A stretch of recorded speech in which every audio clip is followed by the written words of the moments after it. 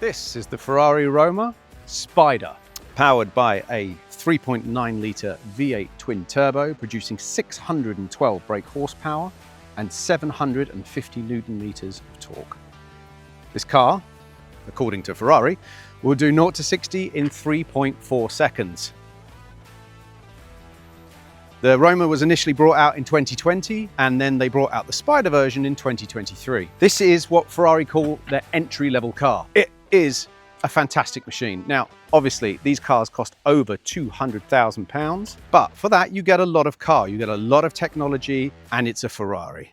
As many of you know, I've raced with Ferrari over the years, and it's my favorite brand. It's the most iconic brand in the world. And as an entry-level Ferrari, this is pretty spectacular. It drives precisely, the torque is really good, and Ferrari are always very, very good at making safe cars for novice drivers. So if you're in the wet, you have a wet mode within this vehicle, which really does work really well on the traction control system. Now, this particular car has been spec'd with the Daytona seats, which are very comfortable, but can be a bit of a problem because you see, as you get in and out, you can catch on these little circular parts of the seat. And also, being this color, if you wear jeans like me, you're gonna rub some of the color off on the seat, so you're gonna be constantly cleaning them, but they are very, very attractive. Up here, we have the standard infotainment system that comes with every Ferrari Roma, which is a bit finicky, to be honest. And in the Spider, it is really quite hard to see with the glare during the day. This car's been spec'd with the carbon steering wheel and paddles, and it also has the LED at the top here, which lets us know when to change gear and where our revs are. Unfortunately, as most of the modern Ferraris go, these touch buttons can be quite finicky and hard to use again, but once you get used to them, they're not that bad. This car's also been spec'd, unfortunately, with the light coloured mats down there. So getting in and out of the car, if you've got a speck of dust on your feet, that's going to show up immediately. Of course, being a sports car like all modern day sports cars, there's really no room in the back at all. If you have the seat forward and you try to put someone behind you, one, if they're over 6 foot, their head's going to be above the top of the car. And two, there's just no room at all. So although it's quite handy to have back seats, they're not really usable in this vehicle if you've got legs. Being that it's the Spider, it's not really got much of a boot, unfortunately, because we lose all that space for the top to get packed in. So unless you've got a tiny amount of luggage, it's not really of much use. This car has come with the Pirelli tyres from factory, which aren't bad, to be honest. I am a big fan of Michelin's personally because I love to track all my own cars, even my street cars. It's also come with the carbon ceramic brakes, and they are really fantastic. For your average user, you can expect the discs to last the life of the car and the pads around 60,000 miles. But be aware, with Ferraris, if you do track them, they're going to wear out really fast.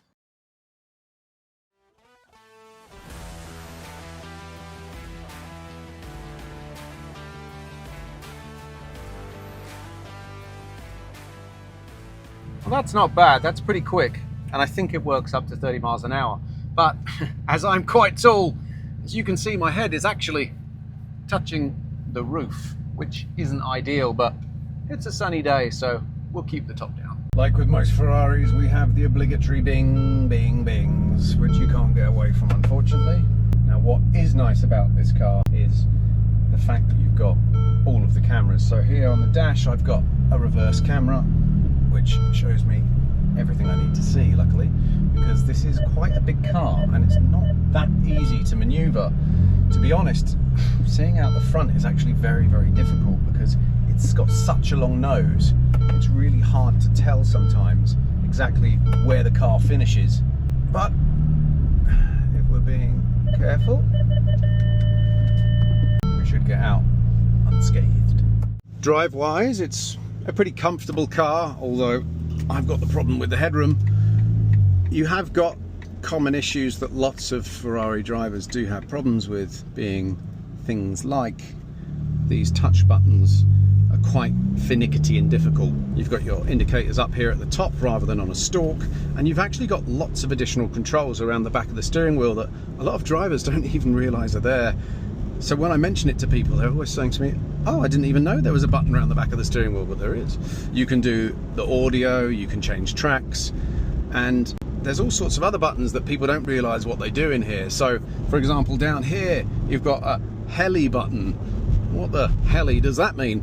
Well, what it actually means is if you press that, it turns the start-stop off, which is a good thing because it's incredibly annoying with a car like this for it to constantly be turning itself on and off when you're stopping at the lights. The car itself handles beautifully. Pure precision. The steering feels absolutely wonderful. There's really nothing else I can say about it. It's incredibly direct. It's just got the right weight to it, and it's very pointy. What I haven't yet tried is putting the roof down while on the move. There we go. It's not bad. It's pretty smooth. All done. And then if we want to put the it's already put it up, the wind stop to stop getting all of that extra turbulence inside the car. I mean, that's not bad, and now I can sit up and have my hair in the wind, which doesn't make it look very good, unfortunately. We have got all of these driving modes here on the steering wheel, so I usually leave the car in race because I like to hear the engine. But you can also put it in sport, which dials down the traction control. You can always then go to comfort, and then on bad rain and bad conditions you can turn it all the way to wet, which cuts the power and puts the traction control on high alert. What this car's also got is the soft suspension setting when you're going over a bumpy road, and you just press that little button in there and oh, we're going too fast, I think. But usually you would be able to turn the soft suspension setting on so you can go down those bumpy roads without being thrown around the car. There we go, I've figured it out. So in this car, if you've got it in comfort, the suspension is already in the softest mode. So if you're in sports or race and then you're about to go over a pothole or some bumpy bits, you press it in, it puts it on bumpy road and then just makes it a little bit smoother while still having the nice note from the exhaust. Again, with most modern Ferraris these days, if you want to be able to hear the exhaust, you're going to have to put it in manual mode and then select those gears manually, because otherwise it has a tendency to change up a bit early to try and keep those noise levels down so you don't piss your neighbours off. But who gets a Ferrari to not piss their neighbours off? Now, I don't know if it's just me, but Ferraris just give me a big smile whenever I drive them. I find Lamborghinis are a bit ostentatious and a bit look at me, whereas a Ferrari is a little bit more I'm very beautiful and I know it, and I'm very quick also, but only the real people know that. What I always have loved about Ferrari is it's not ostentatious. It's very easy to drive a Ferrari quietly, smoothly, slowly, but when you want to be quick, it can be quick.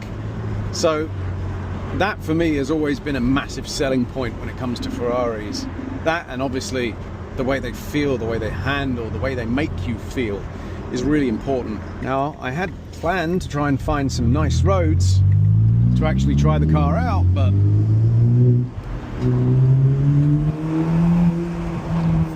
being that we're in the UK, it's kind of difficult to find a road that isn't absolutely jam-packed full of traffic all the time. But we're trying our best.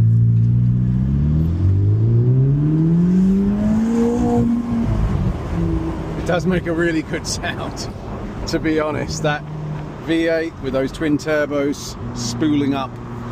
You probably can't hear on the camera, but you can actually hear them spooling up behind you. It makes a real nice ping around the back of the car. Obviously, they're at the front of the car, but it sounds like they're sitting right behind your head, which is quite nice. Now, I've got the car in race mode at the moment on its most sporty suspension setting.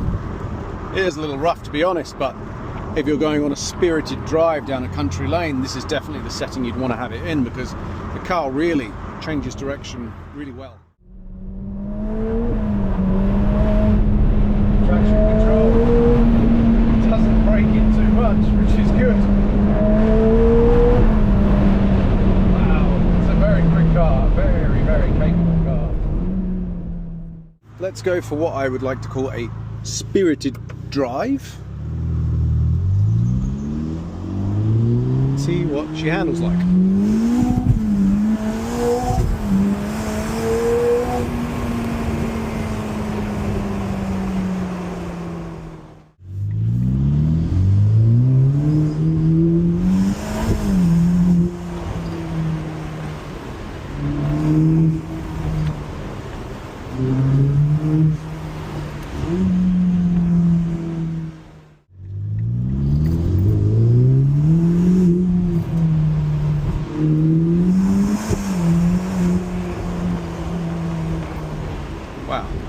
suspension. It's really fantastic. And the brakes are really, really good. Wow. So, if we can get past this big truck, we can have a little bit of a spirited drive and see how she handles, but I can already tell you, it's pretty good. I've let the truck get away for a second.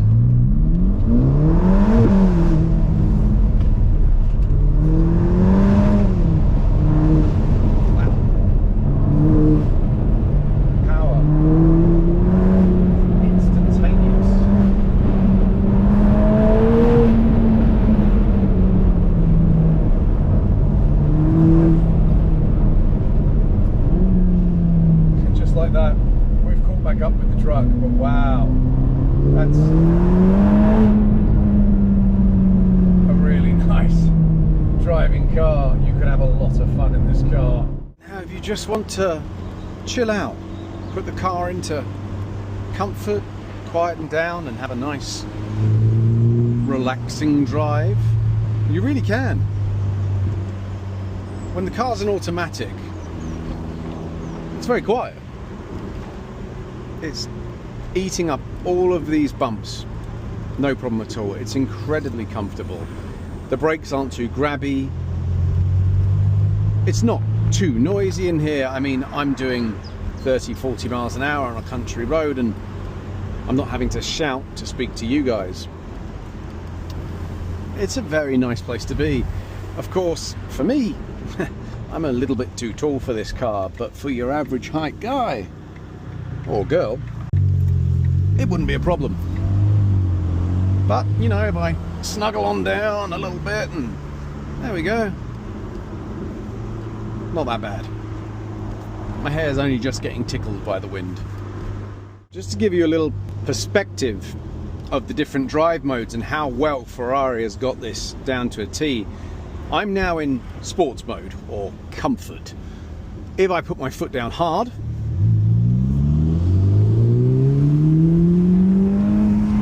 quite sedate. The power comes in gently and smoothly, making sure the car doesn't get any slip. If you switch that into full sports mode, slow down again, pull away. You get a bit of wheel slip there when the turbos spool up. Then again, if you put it in race mode, foot down. And the car's getting a little bit squiggly. So they really have got that down to a T, because if you just want to be a calm driver, chilled out, it works so well. And the same applies to wet mode. When it's raining, when it's slippery, when it's icy, you put the car in wet mode, you're probably only getting 50% of the power, but it's going to keep you safe. And that's what you want when you're in a 200,000 pound Ferrari. Welcome back to the Ferrari Roma Spider on an altogether much wetter day. Today we have a whole lot of rain and very wet roads. Now, lots of people will be thinking, oh, you're in a 600 horsepower Ferrari in the rain. You're crazy. You're going to crash.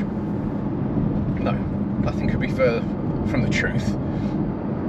These modern Ferraris have got so much technology built into them. Electronic stability, traction control, yaw sensors.